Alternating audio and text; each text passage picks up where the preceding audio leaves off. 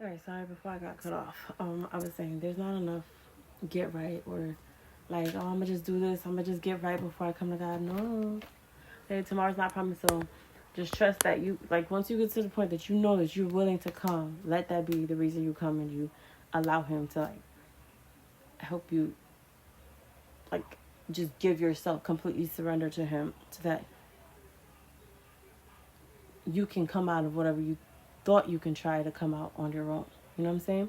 So like it's like you have to get to the point where you have the mindset that it's like, okay, I can't do this no more. It's either God or God. It's either Jesus or Jesus. Like that gotta be the only option, okay? So now that we talk about how Jesus calls his first disciples, and we're gonna talk about why couldn't just anybody be a disciple in those days. First, let's talk about what a disciple is. A disciple is, a follower of a teacher or a student, someone who's always willing to learn under somebody, to follow them, and then to proclaim what they learned, like their teachings of that person. That they're like a protege, like someone that's like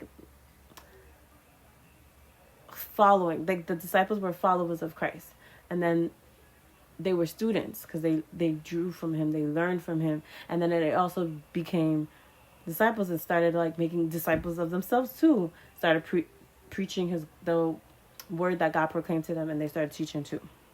Okay.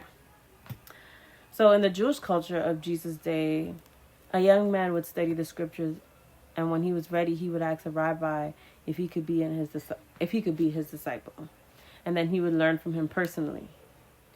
But with the words that Jesus said, "Come follow me," Jesus was the one who did the asking. He called the 12 young men with totally different personalities and families and jobs. And except for Peter, the disciples were probably between the ages of 13 and 20 years old. Not that much older, than maybe you. And Jesus believed these ordinary young men could understand his teachings and learn to be like him, right? So if they could do it, you could do it, right? These are for the believers of Christ. Disciples of Christ. So now, 13 and 20 years old, these men were really young, right? Between those ages, and so they started proclaiming the word. They started proclaiming the word of God because they believed in what he was saying and what he was teaching them, what he was preaching. All right. So I have a question. Is there a little disciple in you? Do you think that you would